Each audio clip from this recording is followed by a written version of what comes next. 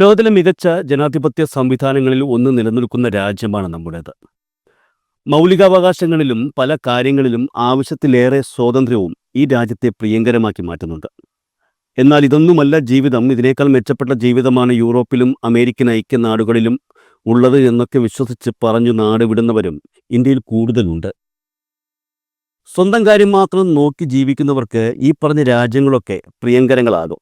എന്നാൽ പൊതുജനങ്ങളുമായി ഇടപെട്ടും പൊതുപ്രവർത്തനങ്ങളുമായി ബന്ധപ്പെട്ടും ജീവിക്കുന്നവർക്ക് നമ്മുടെ രാജ്യത്തെ പോലെ ആകില്ല മറ്റു രാജ്യങ്ങളൊന്നും.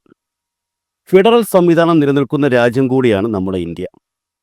ഇന്ത്യൻ യൂണിയൻ ഗവൺമെന്റും സംസ്ഥാന ഗവൺമെന്റുകളും തമ്മിലുള്ള ബന്ധവും അധികാര വിതരണങ്ങളും ക്രമീകരിക്കാനായി ഭരണഘടന വിഭാവനം ചെയ്യുന്ന നിയമങ്ങളാണ് ഇന്ത്യയിലെ ഫെഡറലിസത്തെ രൂപപ്പെടുത്തുന്നത്.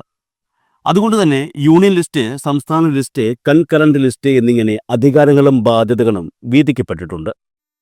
നിയമനിർമ്മാണം, അഡ്മിനിസ്ട്രേറ്റീവ് അധികാരങ്ങൾ, എക്സിക്യൂട്ടീവ് അധികാരങ്ങൾ എന്നിവയിലെല്ലാം ഈ വീതം വെപ്പുകൾ നമുക്ക് കാണാൻ കഴിയും. ഈ കൂട്ടത്തിൽ കേന്ദ്രവും സംസ്ഥാനങ്ങളും തമ്മിലുള്ള ബന്ധത്തിന് പാലമായി നിൽക്കുന്ന ആളാണ് ഗവർണർ. സ്വാഭാവികമായും കേന്ദ്ര സർക്കാരാണ് ഇവരെ നിയമിക്കുന്നത്. അതുകൊണ്ട് തന്നെ കേന്ദ്ര സർക്കാരിൻ്റെ രാഷ്ട്രീയത്തോട് ആഭിമുഖ്യമുള്ളവർ ആയിരിക്കും ഗവർണർമാരായി എത്തുന്നതും. എന്നിരുന്നാൽ കൂടി ഗവർണർമാരായി എത്തുന്നവർ സംസ്ഥാനങ്ങളോടൊരു പ്രത്യേക അടുപ്പം സൂക്ഷിക്കാറുണ്ട്. കേരളത്തിലെ മുൻകാല ഗവർണർമാരുടെ കാര്യങ്ങൾ എടുത്തു നോക്കിയാൽ നമുക്ക് അവരിലെല്ലാം സംസ്ഥാന സർക്കാരുമായുള്ള അടുപ്പത്തിൻ്റെ വശങ്ങൾ കാണാൻ കഴിയും. എന്നാൽ ഇക്കഴിഞ്ഞ തവണ, അതായത് കേന്ദ്ര സർക്കാർ പ്രതിനിധി ആരിഫ് മുഹമ്മദ് ഖാൻ കേരള ഗവർണറായി എത്തിയത് മുതൽ ആ രീതിക്കൊരു മാറ്റം സംഭവിച്ചു. എന്ന് പറഞ്ഞാൽ മറ്റു ചില സംസ്ഥാനങ്ങളിൽ ഗവർണർമാരിലൂടെ കേന്ദ്ര സർക്കാർ നടപ്പാക്കുന്നത് പോലെ ഒരു സമാന്തര ഭരണ സംവിധാനം കേരളത്തിലും നടപ്പാക്കാൻ ഗവർണർ ശ്രമിക്കുന്നതും നമ്മൾ കണ്ടു. എല്ലാ കാര്യത്തിലുമല്ല, ചില കാര്യങ്ങളിൽ മാത്രം. പ്രധാനമായും വിദ്യാഭ്യാസം. സംസ്ഥാനത്തെ സർവകലാശാലകളുടെ ചാൻസലർ എന്ന പദവി പരമാവധി മുതലെടുത്തുകൊണ്ട് തന്നെ സംസ്ഥാന സർക്കാരിനെതിരെ ഗവർണർ ആരിഫ് മുഹമ്മദ് ഖാൻ പടയൊരുക്കം നടത്തുന്നത് നമ്മൾ കണ്ടു. സംസ്ഥാനത്തെ ഭരണം നിയന്ത്രിക്കുന്ന ഇടതുപക്ഷത്തിന് നേതൃത്വം നൽകുന്ന CPM-ന്റെ വിദ്യാർത്ഥി സംഘടനയായ SFIയുമായി ഗവർണർ തുറന്ന യുദ്ധം നടത്തുന്നത് കേരളത്തിൽ കാണാൻ കഴിഞ്ഞു. തമിഴ്നാട്ടിലും പശ്ചിമ ബംഗാളിലും BJP ഭരണം നടത്താത്ത മറ്റു ചില സംസ്ഥാനങ്ങളിലുമൊക്കെ ഇതുമായി സാമ്യമുള്ള കാഴ്ചകൾ കാണാൻ കഴിഞ്ഞെങ്കിലും കേരളത്തിൽ ആ കാഴ്ചകളുടെ എണ്ണം ഇത്തിരി കൂടുതലായിരുന്നു. ഒടുവിൽ 5 വർഷവും 109 ദിവസവും നീണ്ട ഔദ്യോഗിക കാലയളവ് അവസാനിപ്പിച്ച് ആരിഫ് മുഹമ്മദ് ഖാൻ എന്ന ഉത്തർപ്രദേശ് സ്വദേശി ബീഹാറിലേക്ക് യാത്രയായി. പുതിയ ബീഹാർ ഗവർണറായി. പകരം ബീഹാറിൽ ഗവർണർ ആയിരുന്ന രാജേന്ദ്ര വിശ്വാസ് അർലേക്കർ എന്ന ഗോവ സ്വദേശി കേരളത്തിലേക്ക് എത്തിയിരിക്കുകയാണ്. എന്തായാലും കേരളത്തെ ഇടം വലം തിരിയാൻ സമ്മതിക്കാത്ത രീതിയിൽ പണികൾ കൊടുത്തുകൊണ്ടിരുന്ന ആരിഫ് മുഹമ്മദ് ഖാനേക്കാളും ഭേദമായിരിക്കും പുതിയ സംസ്ഥാന ഗവർണർ എന്നാണ് ജനങ്ങളിൽ പലരും വിശ്വസിക്കുന്നത്. എന്നാൽ ഒരു കാര്യം ഓർത്തോളൂ, അങ്ങനെയല്ല കാര്യങ്ങൾ. ആരിഫ് മുഹമ്മദ് ഖാൻ കുറച്ചു ഭേദമായിരുന്നു എന്ന് ചിലപ്പോൾ കേരളത്തിലെ ഇടതുപക്ഷ വിശ്വാസികളും ഐക്യ ജനാധിപത്യ മുന്നണി വിശ്വാസികളും പറഞ്ഞേക്കും. അധികം താമസിയാതെ തന്നെ. SFIയുമായുള്ള വൻ കലഹത്തിന്റെ ചരിത്രം ബാക്കി വച്ചാണ് മുൻ ഗവർണർ ആരിഫ് മുഹമ്മദ് ഖാൻ കേരളം വിട്ടത്. ഇടതുപക്ഷവുമായി അത്ര നല്ല രസത്തിലല്ലായിരുന്നു എന്നുള്ളതിനാൽ പിരിഞ്ഞു പോകുന്ന സമയത്ത് ഗവർണർക്ക് നല്ലൊരു യാത്ര അയപ്പ് പോലും നൽകിയില്ല എന്ന വാദങ്ങളൊക്കെ മുരളീധരൻ ഉൾപ്പെടെയുള്ള BJP നേതാക്കൾ ഉയർത്തിയിരുന്നു. ഇപ്പോൾ ആരിഫ് മുഹമ്മദ് ഖാന് പകരം വരുന്ന രാജേന്ദ്ര അർലേക്കർ എങ്ങനെയായിരിക്കും സംസ്ഥാന സർക്കാരിനോട് ഇടപെടുക എന്നുള്ളതാണ് പലരുടെയും ചോദ്യം. സത്യം പറയാമല്ലോ, ആരിഫ് മുഹമ്മദ് ഖാൻ രാജേന്ദ്ര അർലേക്കറിന് മുന്നിൽ ഒന്നുമല്ല എന്ന് തന്നെ പറയേണ്ടി വരും. അതായത് സംസ്ഥാനത്ത് സേവനം അവസാനിപ്പിച്ച് മടങ്ങിയ ആരിഫ് മുഹമ്മദ് ഖാനേക്കാൾ പുതുതായി എത്തുന്ന ഗവർണർ കടുപ്പമെന്ന് തന്നെയാണ് സൂചനകൾ. കഴിഞ്ഞ ഗവർണർ, അതായത് ആരിഫ് മുഹമ്മദ് ഖാൻ BJPയോടും സംഘപരിവാറിനോടും ആഭിമുഖ്യം മാത്രം ഉണ്ടായിരുന്ന ആളാണെങ്കിൽ വരാൻ പോകുന്നത് BJP നേതാവും RSSുമായി അടുത്ത ബന്ധമുള്ളയാളാണ്.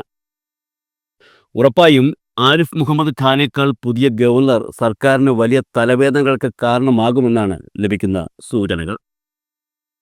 പുതിയ ഗവർണർ വ്യാഴാഴ്ചയാണ് സത്യപ്രതിജ്ഞ ചെയ്യുന്നത്. ഇപ്പോൾ ബീഹാറിലേക്ക് പോയ ആരിഫ് മുഹമ്മദ് ഖാനെക്കുറിച്ച് നമുക്കറിയാം. പുള്ളിക്കാരൻ നേരത്തെ പല രാഷ്ട്രീയ പാർട്ടികളിലും അംഗമായിട്ടുള്ള വ്യക്തിയാണെന്നും ഇസ്ലാമിൽ നിലനിൽക്കുന്ന മതനിയമങ്ങൾക്കെതിരെ ശക്തമായ നിലപാട് എടുക്കുന്ന വ്യക്തിയാണെന്നുമുള്ള കാര്യങ്ങളൊക്കെ ഇതിനു മുൻപേ പല സംഭവങ്ങളിലൂടെയും പുറത്തു വന്നിട്ടുള്ള കാര്യമാണ്. മുൻപ് കോൺഗ്രസ് മന്ത്രിസഭയിൽ കേന്ദ്രമന്ത്രിയായിരുന്ന ആരിഫ് മുഹമ്മദ് ഖാൻ BJP ശക്തി പ്രാപിച്ചു തുടങ്ങിയതിനു ശേഷമാണ് BJP അനുഭാവം പ്രകടിപ്പിക്കുന്നതും അവരുമായി ചേരുന്നതും. എന്നാൽ ആർലേക്കർ അങ്ങനെയുള്ളൊരു വ്യക്തിയല്ല. BJP രൂപം കൊണ്ട 1980-കൾ മുതൽ ഇദ്ദേഹം പാർട്ടി സഹയാത്രികനാണ്. ഗോവയിൽ പാർട്ടിയുടെ ജനറൽ സെക്രട്ടറി ആയിരുന്നു ഇദ്ദേഹം. നയപ്രഖ്യാപനത്തോടെ പുതുവർഷത്തിൽ 3ാം നിയമസഭാ സമ്മേളനം തുടങ്ങാനിരിക്കെ പുതിയ ഗവർണറുടെ നയപ്രഖ്യാപനം എങ്ങനെയായിരിക്കുമെന്നുള്ളത് പ്രധാനമായിരിക്കും. പുതിയ ഉപലോകായുക്ത നിയമനം അടക്കമുള്ള സർക്കാർ ശുപാർശകൾ ഒപ്പിടാതെയാണ് മുൻ ഗവർണർ ആരിഫ് മുഹമ്മദ് ഖാൻ മടങ്ങിയിട്ടുള്ളത്. പുതിയ ഗവർണർ ഇക്കാര്യത്തിൽ എടുക്കുന്ന തീരുമാനം എന്തായാലും ചർച്ചയാകും. അനുകൂലമായ ഒരു തീരുമാനം ഉണ്ടാകില്ലെന്ന് തന്നെയാണ് രാഷ്ട്രീയ നിരീക്ഷകർ ഇപ്പോൾ കരുതുന്നതും.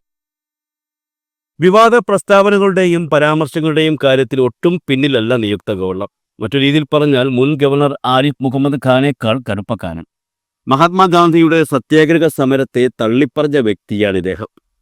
ഇപ്പോൾ മനസ്സിലായി കാണുമ്പോൾ ഇദ്ദേഹത്തിൻ്റെ റേഞ്ച് എന്താണെന്ന്.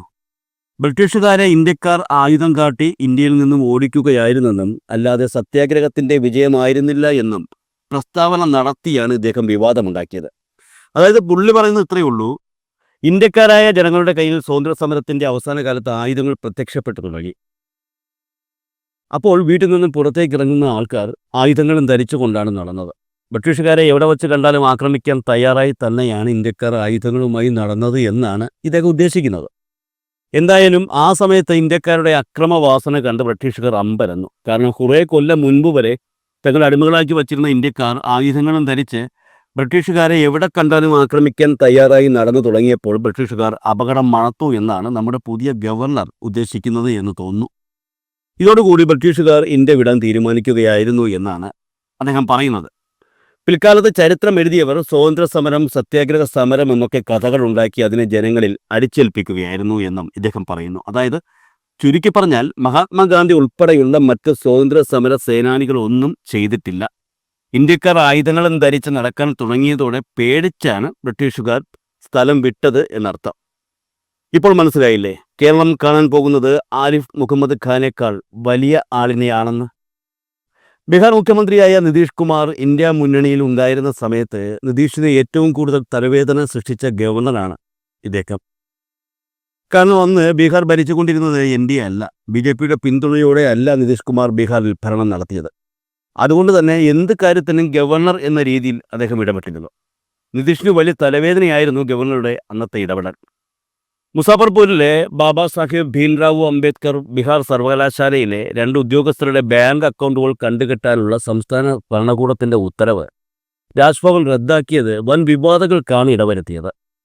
സംസ്ഥാനങ്ങളുടെ അധികാരത്തിന് മേലുള്ള കടന്നുകയറ്റം എന്ന രീതിയിൽ ഈ സംഭവം വ്യാഖ്യാനിക്കപ്പെട്ടു.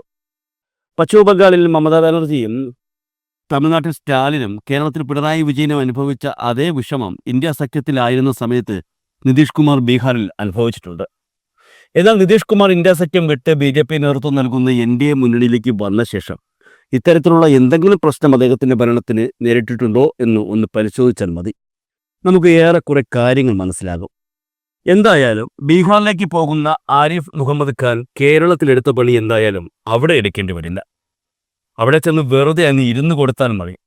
സർവകലാശാലകളിലോ മറ്റു കോളേജുകളിലോ വിദ്യാഭ്യാസപരമായ മറ്റെന്തെങ്കിലും കാര്യങ്ങളിലോ മഷീട്ട് നോക്കിയാൽ പോലും ഇനി ആരിഫ് ഖാനെ കാണാൻ കഴിയില്ല. അതെല്ലാം കേരളത്തിൽ വച്ച് അവസാനിപ്പിച്ച് ബാക്കിയുള്ള ഔദ്യോഗിക ജീവിതം സമാധാനപരമായി അവസാനിപ്പിക്കാനാണെന്ന് തോന്നുന്നു അദ്ദേഹത്തെ ബീഹാറിലേക്ക് അയച്ചിരിക്കുന്നത്. അതേസമയം നിതീഷ് കുമാർ NDA മുന്നണിയിൽ വന്ന ശേഷം വെറുതെ ഇരിക്കുകയായിരുന്ന ബീഹാർ ഗവർണർക്ക് ഇനി കേരളത്തിൽ പിടിപ്പത് പണിയായിരിക്കും. പറഞ്ഞു കേട്ടുള്ള വിവരങ്ങൾ അനുസരിച്ച് മിക്കവാറും കേരളം ആരിഫ് മുഹമ്മദ് ഖാനെ തിരിച്ചു വിളിക്കണമെന്നാവശ്യപ്പെട്ട് പ്രധാനമന്ത്രിക്ക് നിവേദനം നൽകേണ്ടി വരും എന്നാണ് തോന്നുന്നത്. അവസാനമായി അദ്ദേഹം എന്തായിരുന്നു എന്നുള്ളതിന് ഏറ്റവും മികച്ച ഉദാഹരണമായി എനിക്ക് തോന്നിയ ഒരു കാര്യം കൂടി പറയാം. രാജ്യത്ത് സർക്കാർ ജോലിക്ക് അപേക്ഷിക്കാൻ അച്ചടക്കത്തിൻ്റെ ഭാഗമായി ഇന്ത്യയിലെ ജനങ്ങൾക്ക് 2 വർഷ നിർബന്ധിത പട്ടാള സേവനം നൽകണമെന്ന് കുറച്ചുകാലം മുൻപ് ഒരു വ്യക്തി പറഞ്ഞിരുന്നു. ആ വ്യക്തിയുടെ പേരാണ് രാജേന്ദ്ര വിശ്വനാഥ് ആർലേക്കർ. വ്യാഴാഴ്ച ചാർജ് എടുക്കുന്ന കേരളത്തിൻ്റെ പുതിയ ഗവർണർ.